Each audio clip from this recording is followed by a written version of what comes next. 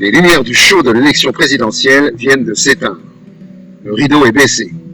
Le 7 mai dernier fut le dernier soupir du semblant démocratique. Vive la démocratie de marché. Dans une démocratie de marché, plus besoin de partis politiques, puisque l'idéologie est unique. Ainsi, le président n'est ni de droite, ni de gauche, ni du centre, ni d'ici, ni d'ailleurs. Il est le gardien du dogme qui s'est substitué à toute dialectique, à toute controverse, à toute alternative. Dans une démocratie de marché, plus besoin de légiférer, puisque la charia néolibérale, le catéchisme ordolibéral, la Torah ultralibérale s'impose comme une transcendance indépassable. Dans une démocratie de marché, le Parlement n'est plus qu'un saint siège, d'où s'échappent quelques bulles. Dans une démocratie de marché, il s'agit donc de déréguler, de déconstruire le droit des hommes pour livrer en pâture les plus faibles aux plus forts.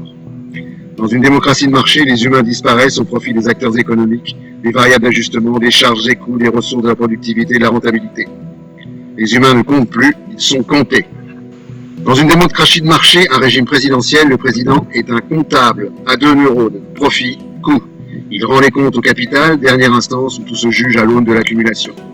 L'inculture, la vulgarité marchande, l'inconsistance sont de mise pour le président d'une démocratie de marché, qui peut afficher sans complexe son impéritie comme une marque déposée.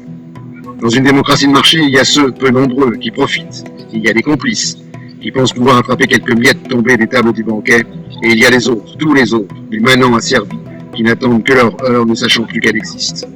La démocratie de marché, c'est la fin de l'histoire. À moins que.